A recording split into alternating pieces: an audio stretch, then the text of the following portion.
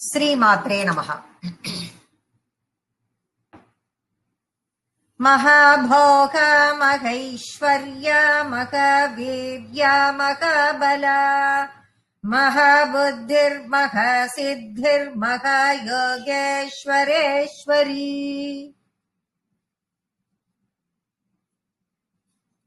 மகாபோகா அப்படின்னா என்ன அப்படின்னு பார்க்கும்பொழுது, போகங்கள் அப்படின்னா எல்லாவற்றையும் அனுபவிக்க கூடியது. சரி, போகம்னா அனுபவிக்க கூடியதுன்னு எல்லாருக்கும் தெரியும். அது நம்ம மகாபோகா அப்படின்னா 16 பெற்று பெருவாழ்வு வாழ்தல் அப்படின்னு ஒண்ணு. ஒரு கல்யாணம் எல்லாம் ஆச்சுனாக்க ஒரு ஆசீர்வாதம் பண்ணும் போதே இப்ப பெரியவர்கள்லாம் என்ன பண்ணுவா, 16 பெற்று பெருவாழ்வு வாழ். அது என்ன 16 அப்படின்னு பார்க்கும்பொழுது, அபிராமி பட்டர் அபிராமி வல்லிய பாடும் பொழுது 16ஐயும் லிஸ்ட் டவுன் பண்றாரு என்னன்னு. அப்படி 16ஐயும் இப்ப லிஸ்ட் டவுன் பண்ணி நம்ம வச்சுட்டுலா கூட அதுல முதல்ல அவர் சொல்றது நோயின்மை. ஃபர்ஸ்ட் நோய் இல்லாமல் வாழ்தல் வேண்டும். ஃபர்ஸ்ட் நோய் இல்லாம இருந்தாதான் எத்தனை பேர் இருந்தாலும் நம்ம எத்தனை ஐஸ்வர்யங்கள் நம்ம கிட்ட இருந்தாலும் நம்ம அனுபவிக்க முடியும். அதனாலதான் அவர் என்ன சொல்றாரு, என்னதான் 16 பேர்கள் பெயர் இல்ல, நேம் இல்ல 16 ஐஸ்வர்யங்கள் நமக்கு வாய்த்திருந்தாலும் அதை அனுபவிக்கிறதுக்கு ஒரு பேரு இருக்கே, ஒரு பேரு அனுபவிக்கணுங்கிற அதிர்ஷ்டம் ஒண்ணு இருக்குமே, அதை யார் தரணும்னா அம்மா நீதாண்டிமா தரணும். அம்பாள்கிட்ட சொல்றா, நீதான் தரணும். என்ன சொத்து சொகம் எல்லா வசதி எல்லாமே இருந்தாலும் அனுபவிக்க முடியாம போயிடுச்சுன்னா என்ன பண்றது? நோயில படுத்துட்டு அம்பாட்டுக்கு பெட்டுல படுத்துட்டு இது பண்ணிட்டு ஒண்ணுமே பண்ண முடியாம, இல்ல கை கால் இதை பண்ண முடியாத அவஸ்தைப்பட்டுட்டு, இல்ல வாய் பேச முடியாம, அப்படியே ஒரு நோய் மனதளவுல பாதிக்கப்பட்டு எத்தனை சுகங்கள் இருந்து என்ன பிரயோஜனம்? அப்படி எல்லாம் இல்லாமல் இதுல எல்லாம் மாட்டிக்காம எது இருந்தாலும் கிடைச்சத நல்ல விதமாக சுகத்தோடு அனுபவிக்கிறதுக்கு உரிய பாத்தியதையை கொடுப்பவள் அம்பாள். அதனால்தான் அவளுக்கு மகாபோகா. அப்படி எத்தனை போகங்கள் இருந்தாலும் அத நம்ம நல்லபடியாக வாழறதுக்கு கொடுக்கறதுக்கு சக்தியை கொடுப்பவள் அம்பாள். அதனால அவளுக்கு மகாபோகா அப்படிங்கிற நாமம். மகேஸ்வர்யா அப்ப ஐஸ்வர்யங்கள். இந்த ஐஸ்வர்யங்கள் எல்லாம் அவள்கிட்ட தான் இருக்கு. நமக்கு கிடைக்கிறதுனா இந்த ஐஸ்வர்யங்கள் எல்லாம் படைத்தவளாக அவள் இருக்கும் பொழுதுதான் யார் யாருக்கு என்னென்ன எப்படி கொடுக்கணுங்கிறது அவளுக்கு தெரியும். அவ பார்த்து எல்லாத்தையும் கொடுப்பா. சோ அத்தனை ஐஸ்வர்யங்களுக்கும் அதிபதியாக அவள் இருக்கிறாள். அதனால்தான் அவ மகேஸ்வர்யா. எல்லாமே அவள்கிட்ட குடிக்கொண்டிருக்கு. அவள்கிட்ட குடிக்கொண்ட இருக்கிறதுனால்தான் அவள் அப்பேற்பட்ட தேஜஸோடு காட்சி தருகிறாள் அப்படிங்கிறார். மகாவீர்யா, வீரம் நிறைந்தவள். மகாவீர்யா ரொம்ப அவள்கிட்ட இல்லாத வீரமா? மகாவீர்யா வீரம் நிறைந்தவள், தேஜஸோடு காணப்படுபவள். மகாபலா, வீரம்னாலே என்ன அர்த்தம்? பலம் இருந்தாதான் வீரம் இருக்கும். அப்போ மகாபலசாலியும் கூட அவள். மகாபுத்திகி, மகாபுத்திகினா எல்லா புத்தியும் எங்க இருக்குன்றார். எல்லா புத்தியும் எங்க இருக்குன்னா எல்லாமே அவகிட்ட தான் இருக்கு. அது எல்லா புத்தியில என்ன தனித்தனியா இருக்கானா? இல்ல, இந்த புத்திக்கெல்லாம் ஆதாரமாக இருப்பவள் அவள். இந்த புத்திக்கே ஆதாரம் அவள் தான். அறிவு, புத்தி, அறிவாளி, புத்திசாலி இப்படி எல்லாம் நம்ம பேசுறோம். இப்ப இந்த அறிவு புத்தியோ அறிவாளியா இருக்கிறதோ புத்திசாலியா இருக்கிறதோ இதெல்லாம் எங்க இருந்து வருது அப்படின்னா எல்லாமே அவள்கிட்ட தான் இருக்கு. அவகிட்ட இருந்துதான் இருக்கு. இந்த புத்திக்கு ஆதாரமாக இருக்கிறதும் அவள். சரி, உண்மையில யார் அறிவாளி? இப்ப நம்மளே யாரையாவது பார்த்து அறிவாளிங்கிறோம். யார் அறிவாளி? யார் புத்திசாலி? யாருக்கு இந்த மாதிரி ஒரு பட்டம் கொடுத்தா தகும் அப்படின்னு பார்த்தோம்னா அதுக்கு இது ஈஸி படுத்துறதுக்கு வள்ளுவர் ஒரு அழகா ஒரு 2-1.5 வரி குரல்ல ஜம்முன்னு நமக்கு தெரியப்படுத்தி இருக்கார். பாஸ்கர ராயர் அவர் சொல்றாரு, புத்தி எல்லா புத்தியுமே அவள்கிட்ட தான் இருக்கு. அவள் தான் எல்லாத்துக்கும் ஆதாரம். அவதான் எல்லா புத்திசாலி அறிவாளி என்கிற பேரெல்லாம் அவதான் நமக்கு பிரபலப்படுத்தி விடுறா நம்மள அப்படிங்கிறா. சோ இந்த புத்திசாலி அறிவாளி எல்லாம் சொல்றமே, இந்த பட்டம் எல்லாம் யாருக்கு வரும், எப்படி வரும் அப்படின்னு கேட்கும் பொழுதுதான் அது இன்னும் எளிமைப்படுத்தி இன்னும் நமக்கு ஈஸியா புரியறதுக்கு திருவள்ளுவர் அழகா சொல்றார். ஒரே வார்த்தையில அதுக்கு பதில் சொல்லி விட்டுட்டு போயிட்டார். அண்ட பிரம்மாண்டத்திலேயே ஒருத்தரை மட்டும்தான் அறிவாளின்னு சொல்ல முடியும்ட்டார். இந்த அண்ட பிரம்மாண்டத்துல ஒருத்தரை தான் அறிவாளி. அப்படி இருக்கக்கூடியவன் யார் அப்படின்னு பார்த்தா எல்லாருக்கும் தெரிஞ்ச குரல். இந்த குரல் தெரியாம யாருக்குமே இருக்காது.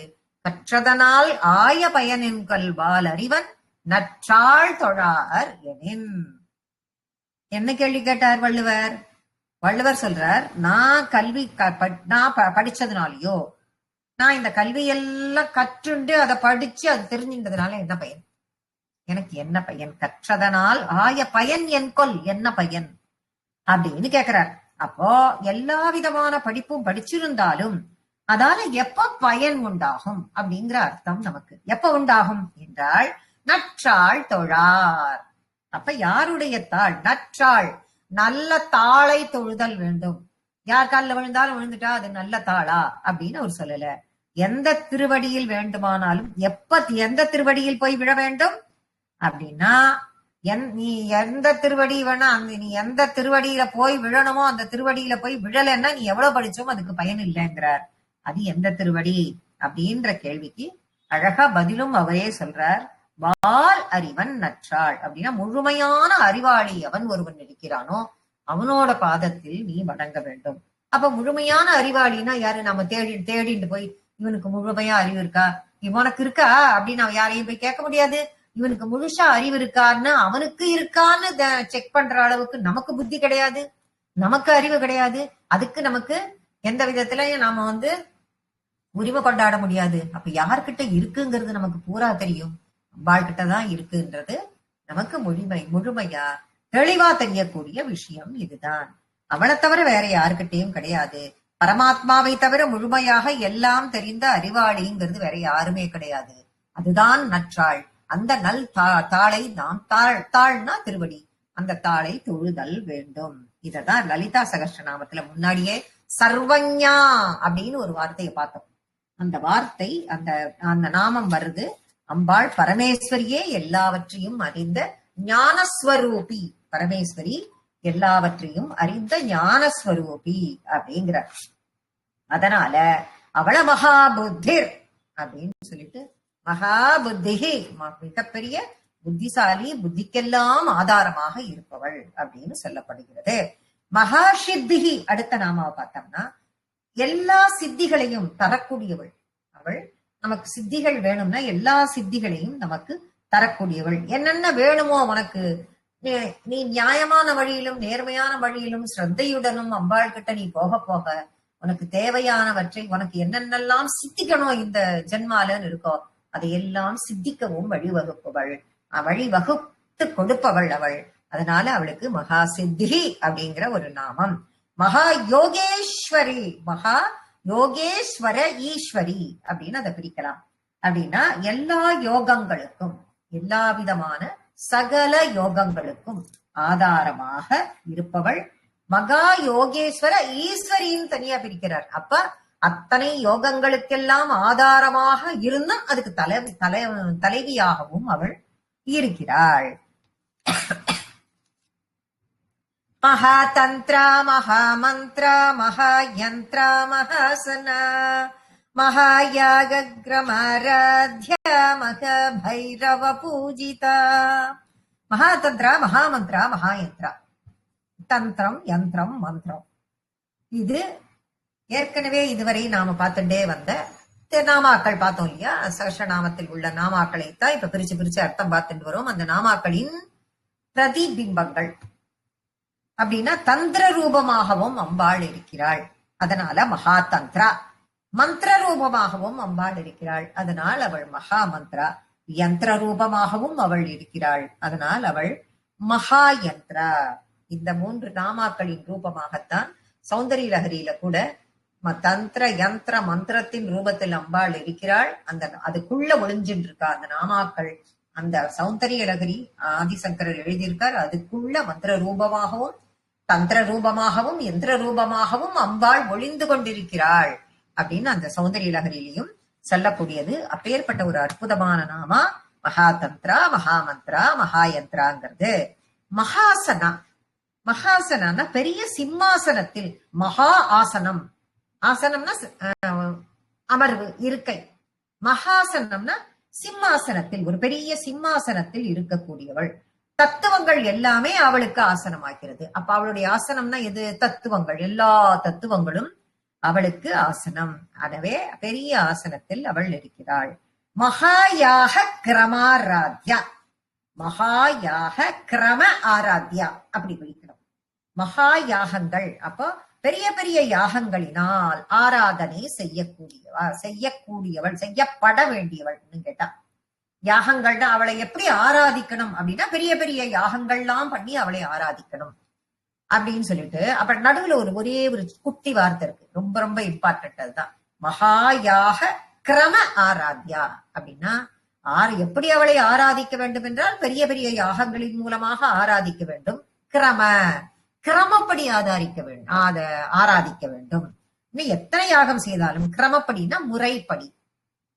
முறைப்படி அப்படின்னா என்ன முறை அப்படின்னா சாஸ்திரங்களில் சொல்லப்பட்ட முறைப்படி. என்ன சாஸ்திரங்கள்ல சொல்லியிருக்கு அதெல்லாம் புஸ்தகத்துல இருக்கு, அதெல்லாம் தெளிவா இருக்கு. அதை பார்த்து அதுல என்னென்ன பண்ண சொல்லியிருக்கோ, என்னென்னலாம் ஏற்பாடுகள் செய்ய சொல்லியிருக்கோ அத்தனையும் ஏற்பாடுகள் செய்து கொண்டிருந்தாலும் செய்பவன், அதை யார் ஒருவன் செய்யக்கூடிய முதலாளி ஒருத்தன் இருக்கானோ அவன் ஸ்ரத்தையாக செய்தல் வேண்டும். மன ஈடுபாடு மிக மிக முக்கியம் அப்படிங்கறத தெளிவுபடுத்துறதுக்கு தான் மகா யாகங்கள் செய்து அதனால் ஆராதனை எல்லாம் பண்ணாலும் கிரமப்படிங்கிற வார்த்தையை நடுவில் கொடுக்கிறார். அந்த கிரமம்ங்கிறது தான் ரொம்ப ரொம்ப இம்பார்ட்டன்ட். அடுத்தது மகா பைரவ பூஜிதா. பைரவரால் பூஜிக்கப்பட்டவள். பைரவரால் அவள் பூஜிக்கப்பட்டவள். மகேஸ்வர மகாகல்ப மகா தாண்டவ சாட்சிணி மகாகாமேச மகிஷி மகா திரிபுர சுந்தரி. மகேஸ்வர மகாகல்ப மகா தாண்டவ சாட்சிணி. அப்ப மகா கல்ப காலத்தில் அப்ப கல்பங்கள் மாறிண்டே வருது. அந்த கல்பங்கள் வரும் பொழுது, அந்த மகா கல்பம் வரும் பொழுது மகா தாண்டவ சாட்சினி தாண்டவம் ஆடுறார். யார் தாண்டவம் ஆடுறார்? பரமேஸ்வரன் தாண்டவம் ஆடுகிறார். பரமேஸ்வரன் தாண்டவம் ஆடுவது மகேஸ்வர மகா தாண்டவ. மகாகல்ப காலத்தில் மகேஸ்வரன் மகா தாண்டவம் ஆடுவதற்கு சாட்சியாக இருப்பவள். சிம்பிளா நமக்கு ஈஸியாக புரியுது. இதையே லாசிய பிரியா அப்படின்னு ஒரு திருநாமம் இருக்கு. லலிதா திருசதியிலையும் இது நிறைய வரும். இந்த தாண்டவம் அப்படிங்கிறதுக்கு நிறைய விதம் இருக்கு. தாண்டவத்திலே எக்கச்சக்கம், எல்லா இடங்கள்லயும் பலவிதமான தாண்டவங்கள் ஆடுகிறார். அதை எடுத்துட்டா நம்ம 1 hour அதை பத்தி பேசிட்டே இருக்கலாம். அப்பேற்பட்ட நடனங்கள், தாண்டவங்கள். சாதாரணமா இவர் நடனம் ஆடுவதுங்கிறது எல்லாருக்கும் டக்குன்னு தெரிஞ்சது எதுன்னா சிதம்பரம், இன்னொன்னு திருவாலங்காடி. இது ரெண்டும் எல்லாருக்கும் நன்னா தெரியும். கையிலையில் ஆடுறது அது தெரிஞ்சதுதான். இது தெரியாத இடம் இல்ல. அப்பேற்பட்ட மகா கல்ப காலத்தில் தாண்டவமாடும் பரமசிவனுக்கு சாட்சியாக இருப்பவளே அம்பாள் அப்படின்னு சொல்லி இந்த இடத்துல சொல்றார். அடுத்த நாமமாக மகா காமேச மகிஷி.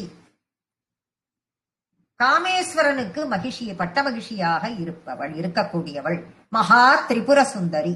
திரிபுர சுந்தரியாக இருக்கக்கூடியவள். ஏன் இங்க மகா காமேஸ்வரனின் மகிஷின்னா என்ன, பரமேஸ்வரின்னா என்ன, காமேஸ்வரின்னா என்ன, இங்க ஏன் திரிபுர சுந்தரி அப்படிங்கிறத 1008 நாமாக்கள்ல இதுவும் ஒரு நாமா.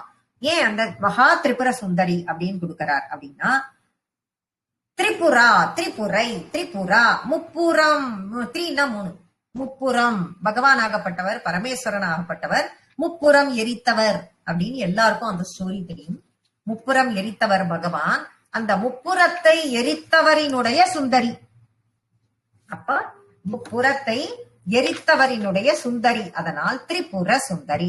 அது முப்புறம்ங்கிறது திரிபுரம், முப்புறத்தையும் தகனம் செய்கிறார். அப்ப திரிபுர தகனம்னு அதுக்கு பேரு. இந்த தகனம் கூட எங்க நடக்குது அப்படிங்கறத இப்ப தெரிஞ்சுக்கலாம். அது நடந்தது அந்த கதை எல்லாருக்குமே தெரியும். இது எந்த இடத்துல நடந்தது அப்படின்னா, இந்த திருவதிகைன்னு ஒண்ணு இருக்கு இங்க பக்கத்துல. அந்த திருவதிகையில் இது நடந்தது அப்படின்னு ஒரு கால்குலேஷன். அது என்ன, எங்க இருக்கு அந்த திருவதிகை அப்படின்னா, இங்க பன்ரூட்டிக்கு பக்கத்துலதான் திருவதிகைன்னு ஒண்ணு இருக்கு. அந்த இடத்தில் தான் இந்த திரிபுர தகனமே நடந்தது அப்படின்னு சொல்லப்படுகிறது. இதுல திருநாவுக்கரசர் தான் திருவதிகையில தான் முதல்ல போய் தேவாரத்தையே பாட ஆரம்பிக்கிறார். தேவாரம் பாடினவாழ்லேயே மூத்தவர் அப்படின்னு சொல்லலாம் அப்படின்னாக்க திருநாவுக்கரசர் தான். அவருடைய சிஸ்டர் தான் திலகவதி. இதெல்லாம் எல்லாருக்குமே தெரியும். தூண்டா தவ விளக்கு அப்படின்னு சொல்லிட்டு கூட அவளுக்கு சொல்வா. தூண்டும் தவ விளக்காக அவள் வாழ்ந்த தலம் அதுதான் திருவதிகை. அங்க அது அட்ட வீராட்டான தலங்களுள் ஒன்று. வீரட்டான தலங்கள், அட்ட வீரட்டானம்னா 8 வீரட்டான தலம். அந்த தலங்களில் ஒன்று திருவதிகை.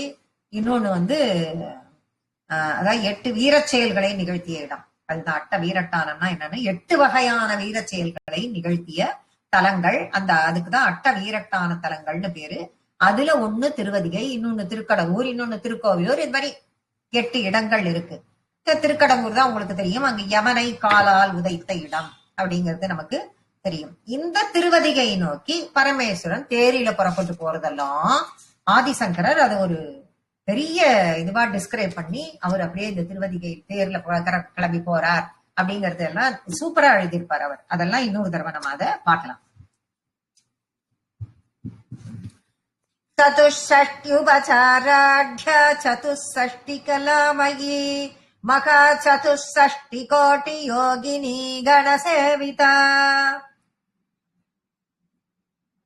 மகா திரிபுர சுந்தரியாக இருக்கக்கூடியவள்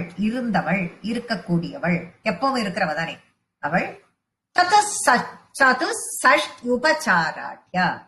அப்ப சதுஷ்ஷ்டி அப்படின்னம்னாக்க சஷ்டினா 6, சதுஷ்ஷ்டி அப்படின்னா 64 கலைகளுக்கு ஆதாரமாக இருக்கிறாள். 64 உபச்சாரங்களால் ஆராதிக்கப்படுகிறாள். உபச்சாரம் பண்றது அம்பாளுக்கு அப்படின்னு சொல்றது உண்டு.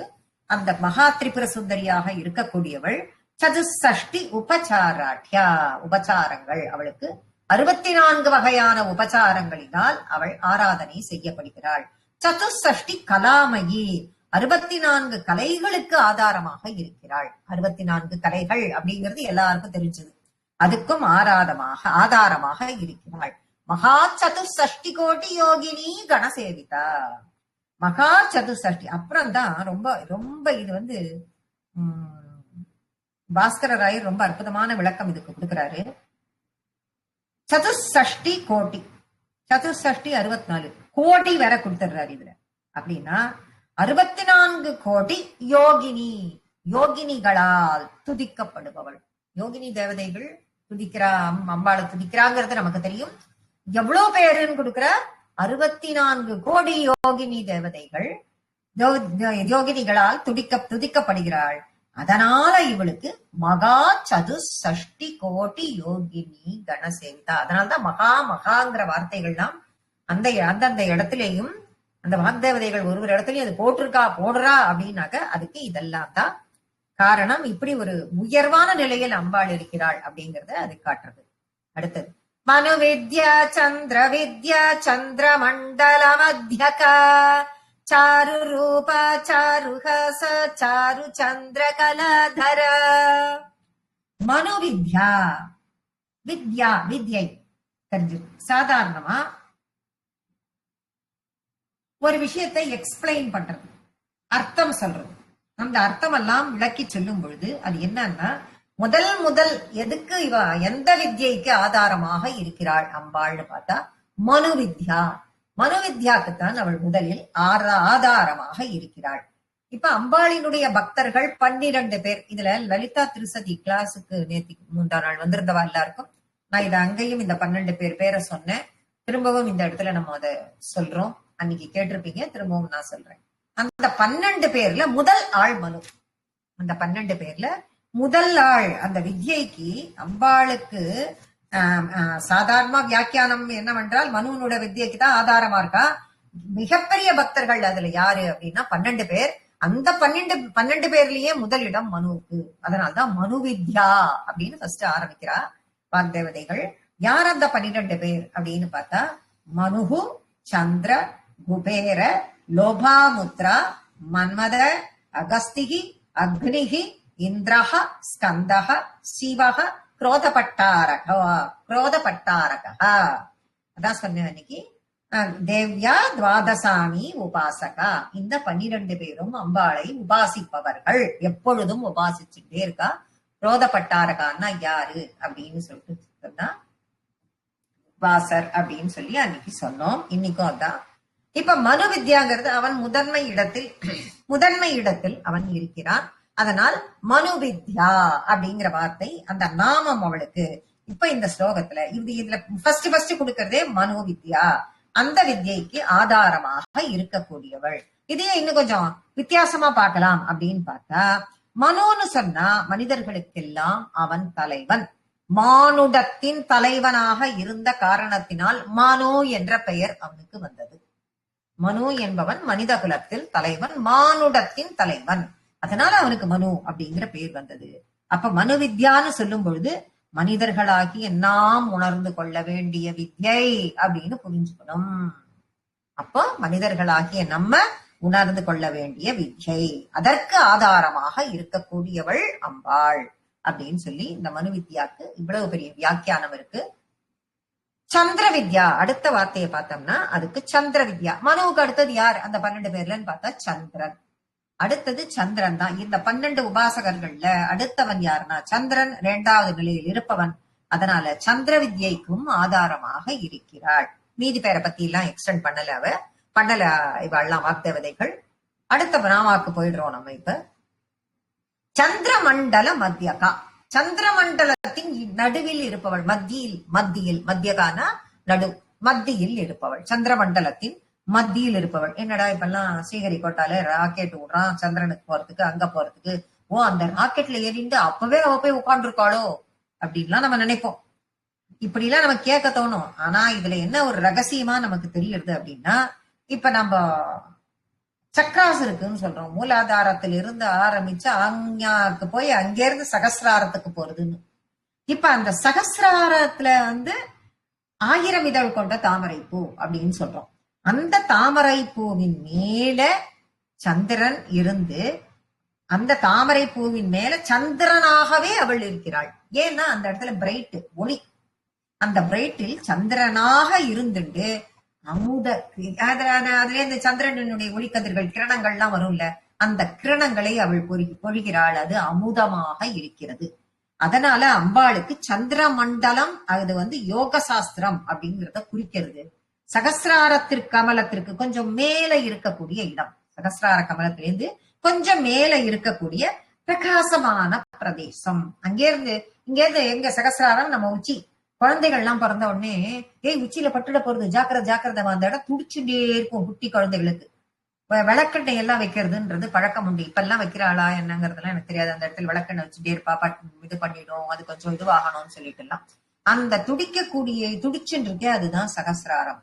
அந்த இடத்தின் இப்ப அதுக்கு மேல பிரகாசம் அப்படின்னா பார்த்தா அதுக்கு மேல பிரகாசமா தெரியுதா அப்படின்னா தெரியலையே அப்படின்னு போனோம்லாம். ரொம்ப கண்ணுக்கெல்லாம் தெரியாது. அது எப்படின்னா இந்த குண்டலினி சக்தி மூலாதாரம் இது அப்படியே சூக்ஷ்ம நாடி வழியா அப்படியே மேல போய் ஒரு சக்கராஸ் எல்லாம் கிராஸ் பண்ணி போய் சகசிராரத்துல போய் வெளிப்படும் பொழுது அந்த சக்திக்கு தான் தெரியும் அந்த பிரகாசம்.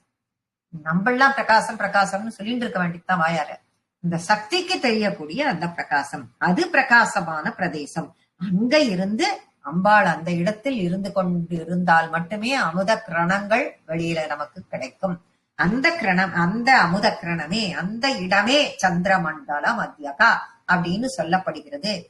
சந்திரனை போல், ஏன்னா நமக்கு பால் மாதிரி சந்திரன்னா பௌர்ணமி நல்லாதான் தெரியும். அப்படிங்கிறதுக்காக அது ஒரு எக்ஸாம்பிள். சந்திரமண்டல மத்தியகா, அந்த மத்தியில் இருக்கிறாள். அப்ப சகசிராரத்துக்கு மேல சந்திரமண்டலம் அந்த இடத்துல இருக்கக்கூடிய அதனிடையில் இருந்து கொண்டு நமக்கு அமுதத்தை வாரி வழங்குகிறாள் அப்படிங்கிற அர்த்தத்தை நமக்கு கொடுக்கிறது. சாரு ரூபா அப்படின்னு, சாரு ரூபான்னு அழகின் ஸ்வரூபம் அவள். ரொம்ப அழகின் ஸ்வரூபமாக இருக்கக்கூடியவள். சாரு ஹாசா, ஹாசான்னா புன்னகை, சிரிப்பு, அழகான புன்சிரிப்பை கொண்டவள். சாரு சந்திரகலாதரா. இப்ப சந்திரகலாதரா, திரும்பவும் சந்திரன் வந்துட்டான்.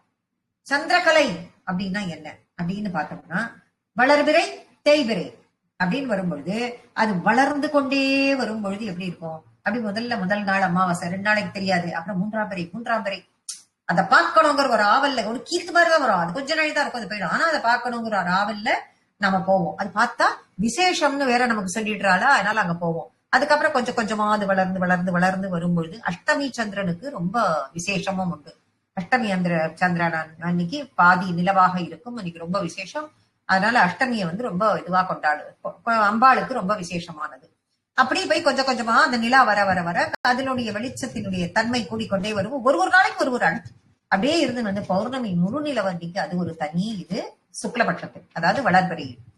திருப்பி தேய்பிறையே கிருஷ்ணபட்சம்னு சொல்றோம். அது அப்படியே தேஞ்சுட்டே வரும்போது பாப்போமே. அதே மாதிரி பார்த்தா சங்கடகர சதுர்த்தி 4வது நாள் தேய்பிறை அன்னைக்கு வருது. தேய்பிறையப்ப அது கட்டாயமா எல்லாம் அந்த அது வந்து விநாயகருக்கு விசேஷம், சங்கடங்களை எல்லாம் போக்கும் அப்படின்னு எல்லாம் சொல்றோம். சொல்லி அது எத்தனை மணிக்கு வருதோ கொஞ்சம் லேட்டா வரும், வந்து அதை பார்த்துட்டு சாப்பிடுறவான்னு சில பேர் இருப்பா. ஆனா அன்றி அந்த அந்த அன்னைக்கு பார்க்கக்கூடிய அந்த நிலவின் ஒளி எவ்வளவு அற்புதம். சயின்டிபிக்கா எவ்வளவு விஷயத்த நம்மளுடைய உடம்புக்கு அது கொடுக்கறது, எவ்வளவு நன்மைகளை அது கொடுக்கறது. அதனாலதான் இது நம்ம பாரத நாடுங்கிறது ஆன்மீக பூமி. எல்லாமே ஆன்மீகத்தின் வழியாக தான் மக்களுக்கு எல்லாத்தையுமே புகட்டுகிறார்கள். அதனால ஆன்மீகத்தின் வழியா எதை சொன்னாலுமே மக்களுடைய மனசுல போய் உட்காரும். சயின்டிபிக்கா சொன்னா அப்பெல்லாம், இன்னைக்கு சயின்டிபிக் வந்து தெரியறது, எல்லாருக்கும் சொல்லும் பொழுது புரியுது. அப்பெல்லாம் சொன்னா யாருக்கும் புரியாது. நேர ஏய் நீ பிள்ளையாருக்கு ரொம்ப விசேஷமான நாள், உனக்கு இருக்கிற சங்கடங்களை எல்லாம் தீத்துருவா, போ வாசல்ல போ, அந்த இதை போய் பாரு, அது எத்தனை மணிக்கு வருதுன்னு பாரு, அதை பார்த்து ஒரு நமஸ்காரம் பண்ணிக்கோ, அவ்வளவு நல்லது, அதை பார்த்தால் நல்லதுன்னா அதுலேருந்து சயின்டிபிக் ரேஸ் நமக்கு எவ்வளவு கிடைக்கிறது. அதனால நமக்கு எவ்வளவு விசேஷங்கள், நம்மளுடைய உடல் பாதிப்புகளில் இருந்து நாம் எவ்வளவு காப்பாற்றப்படுகிறோம் அப்படிங்கறதெல்லாம் அதுக்குள்ள உள்ள பொதிஞ்சிருக்குங்கிறத ஆன்மீகத்தின் வழியாக புகட்டினார்கள். அததான் இங்க வந்து சாரு சந்திர கலாதரா. அப்போ வளர்பிறையின் மூலமாகவும் தேய்பிறையின் மூலமாகவும் அந்த சந்திரனாகப்பட்டவன் தேய்ந்து வளர்ந்து வரும் பொழுது அந்த கலை இருக்கிறதே, அந்த கலை அதுக்கு பூரணமாக அந்த வேலையை செய்யக்கூடியவன் சந்திரன். அப்ப பக்தர்களுக்கு எப்போதும் தன்னுடைய ஒளிய தந்துட்டே இருக்காமன்னா அதுக்கு ஆதாரமாக இருக்கிறது யாரு அப்படின்னா அம்பாள். அப்ப சாரு சந்திர கலாதரா, அந்த கலைக்கு கல ஆதாரமாக இருப்பவள் அப்படின்னு சொல்லி ரொம்ப ரொம்ப அற்புதமாக இந்த இதுக்கு விளக்கத்தை கொடுக்கிறார் பாஸ்கரராயர். சராச்சர ஜகநாத சக்கரராஜ நிகேதனா பார்வதி பத்மநயனா பத்மராக சமப்பிரபா. சராச்சர ஜெகநாதா, சராச்சரம் அண்ட சராச்சரம் அப்படின்னு நம்ம சொல்றோம். அண்ட சராச்சரம் அப்படிங்கிற வார்த்தையை நம்ம யூஸ் பண்ணிட்டு போயிட்டே இருப்போம். அது என்ன அப்படி எல்லாம் சேர்ந்தது அப்படின்னு ஜஸ்ட் லைக் தட் சொல்லுவோம். ஆனா சரம் பிளஸ் அச்சரம் அப்படின்னு பிரிச்சாதான் அது சராச்சரம் அப்படிங்கிற வார்த்தையை அது கொடுக்கும். தாவர ஜங்கமத்துக்குள்ள, தாவரங்கள் ஜங்கமங்கள் இதுக்குள்ள இருக்கிற எல்லா பிறப்பிலையும் பிறந்து பிறந்து நான் இழைத்தேன்னு பாடுறார். அது என்ன தாவரம், அது என்ன ஜங்கமம் அப்படின்னா இததான் சர அச்சரம் அப்படின்னு சொல்றது. ஜங்கமம் இப்ப சாதாரணமா இந்த இப்படி இது வந்து எல்லாருக்குமே தெரியும். இந்த சொத்துக்கள்லாம் எழுதுவாள் டாக்குமெண்ட்ஸ், அந்த சொத்துக்கள்ல பார்த்தோம்னா அசையும் சொத்து அசையா சொத்து அப்படின்னு சொல்லி டாக்குமெண்ட்ல ஒரு வேர்டு இருக்கும். அதை பார்த்தா அசையும் சொத்துன்னா இங்கே அங்கே இடம் பெயரக்கூடியது, அசையா சொத்துனா நிலையா இருக்கு, ஒரே இடத்துல இருக்கக்கூடியது. அப்ப ஜங்கமம்னா இடம் பெயரக்கூடிய அசையும் சொத்து, தாவரம்னா இடம் பெயராத அசையாத சொத்து.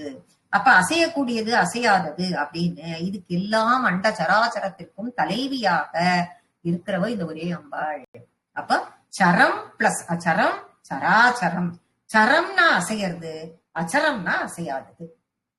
அதுதான் இந்த வார்த்தைக்கு சராச்சர ஜெகநாதா, இது எல்லாத்திற்கும் நாதாவாக தலைவியாக இருப்பவள் அம்பாள். சக்கரராஜ நிகேதனா, சக்கரராஜம் அது என்ன, அவகிட்ட இருக்கிற ரதத்துக்கே சக்கரராஜ அப்படின்னு தான் பேரு. முன்னாடியே பார்த்துட்டு வந்துட்டோம். அவகிட்ட இருக்கிற ரதம் வட்டாசுர வதத்திலேயே நம்ம இதெல்லாம் பார்த்துட்டோம். சக்கரராஜ ரதம் அப்படிங்கிறது அவளுடைய ரதத்துக்கு பேர். சக்கரராஜம் என்னும் வீட்டுக்குள்ள இருப்பவள். சரி, ரதம்னா ரதத்துக்குள்ளேயே இருப்பாளா அப்படின்னா ஸ்ரீ சக்கரம். அப்புறம் சக்கரராஜத்தை தன்னுடைய நிலையமாக கொண்டவள், நிலையம் வீடாக கொண்டவள் அப்படின்னா ஸ்ரீ சக்கரத்தை வாசஸ்தலமாக கொண்டவள் அப்படின்னு அர்த்தம். சக்கரராஜ நிகேதனா அப்படின்னா ஸ்ரீ சக்கரத்தை வாசஸ்தலமாக கொண்டவள். பார்வதி, பார்வதி பத்மநயனா பத்மராக சமப்பிரபா. பார்வதி அப்படின்னா தெரியும் எல்லாருக்கும், பரமேஸ்வரன் பார்வதி.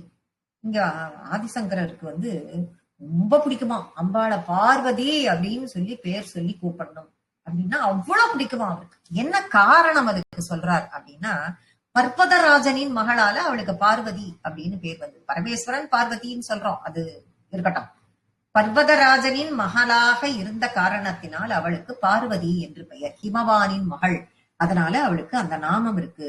பனிப்படர்ந்த மலையின் மகளே அப்படின்னு கூப்பிட்டு வரோம். பனிப்படர்ந்த மலையினுடைய மகளே, பர்வதராஜனின் மகள் அப்படிங்கறதுனால அப்படியே கூப்பிடுவார். இல்லைன்னா ஹிமவான் மகளே, ஹிமவான் மகளே அப்படின்னு கூப்பிடுவார். அவர் எழுதியிருக்கிற சௌந்தரிய நகரி பூரா லலிதா தேவியையும் காமாட்சியையுமே இது பண்ணி எழுதினாலும் அதுல அவர் விழிக்க நிறைய இது பண்ணக்கூடிய வார்த்தைகள் எல்லாம் பார்த்தா அந்த பெயர்களை எல்லாம் ரொம்ப சொல்லாம ஹிமவான் மகளே, ஹிமவான் மகளேன்னே அடிக்கடி சொல்லுவார். பர்வதன் ராஜன் மகளாக அவதாரம் செஞ்சியே அப்படின்னே அவர் சொல்லுவார் அப்படின்னு சொல்லிட்டு அதுல சொல்லப்படுகிறது. அப்பேற்பட்ட பார்வதி பர்வதராஜனுடைய திருக்குமாரத்தியாக இருக்கக்கூடியவள். அப்படி இருக்கிற அந்த பார்வதி பத்மநாப சகோதரி. அந்த பார்வதி பத்மநயனா. பார்வதி பத்மநயனா. பத்ம நயனம்னா கண்ணு எல்லாருக்கும் தெரியும். பத்மம்னா தாமரை எல்லாருக்கும் தெரியும். தாமரை போன்ற கண்ணை உடையவள், தாமரை இதழ் போன்ற கண்ணை உடையவள், அதற்கு ஒப்பானவள். சிவந்த கண்கள், தாமரை போன்ற கண்கள். அந்த ஏன் அந்த தாமரை போன்ற கண்கள்னா அந்த கண்ணை நீங்க பாத்தீங்கன்னா போறீங்க எப்பயுமே கருணையாவே கடல் மாதிரி கருணை கடல் அவ அதுல இருந்து பொங்கி வழிஞ்சுட்டே இருக்கும். அதை பார்த்தாலே போறோம் உலகமே மருந்து அவளே எல்லாம்னு நம்ம இருக்கலாம். அப்பேற்பட்ட கருணை கொண்ட கண் பத்மநயனா. பத்மராக சமப்பிரபா. பத்மராகம் அப்படின்னா என்ன அப்படின்னா ஒரு புஷ்பராகம் மாதிரி ஒரு மாணிக்கக்கல், நவரத்னக்கல். அந்த பத்மராகம் எப்படி எல்லாம் பிரகாச தருமோ அந்த பிரகாசத்திற்கெல்லாம் அப்பாற்பட்டு அந்த பத்மராகம் தன்னுடைய பிரகாசத்தில் தோர்த்துவிடக்கூடிய அளவிற்கு பிரகாசத்தை தருபவள் அம்பாள்.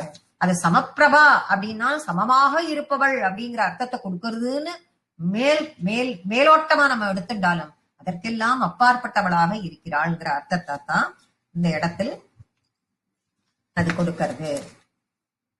பஞ்சப்ரேதாசனாசீனா பஞ்சபிரம்மஸ்வரூபிணி சின்மயி பரமானந்தா விஞ்ஞான கன ரூபிணி. பஞ்சப்ரேத ஆசன சீனா. பஞ்சப்ரேத ஆசனத்தில் அமர்ந்திருப்பவள். இதை நம்ம ஏற்கனவே பார்த்திருக்கோம். பஞ்ச பிரம்மாசனம் பஞ்ச பிரேதாசனம் அப்படின்னு ரெண்டும் உண்டு. ரெண்டையும் அலங்கரிப்பவள். அது என்ன ரெண்டுத்துக்கும் டிஃபரன்ஸ்? பஞ்ச பிரம்மஸ்வரூபிணி இந்த ரெண்டு நாமங்களுக்கும் வித்தியாசம் என்ன அப்படின்னா இருக்கு. பஞ்ச பிரேத அப்படின்னு அதன் மேல் அமர்ந்திருப்பவள். பஞ்ச ஆசனமாக விடுக. பஞ்சன்னா 5 எல்லாருக்கும் தெரிஞ்சது. பஞ்ச பிரம்ம ஸ்வரூபிணியா இருக்கா அப்படிங்க. பஞ்ச பிரேதம் பஞ்ச பிரம்மம் அப்படின்னு சொல்றாளே என்ன வித்தியாசம்? 5 பேர் 5 தொழில்களுக்கு அதிபதி யாரு அப்படின்னா பிரம்மா, விஷ்ணு, ருத்ரன், மகேஸ்வரன், சதாசிவன். இவா 5 பேரும் 5 தொழில்களுக்கு அதிபதியாக இருக்கிறார்கள்.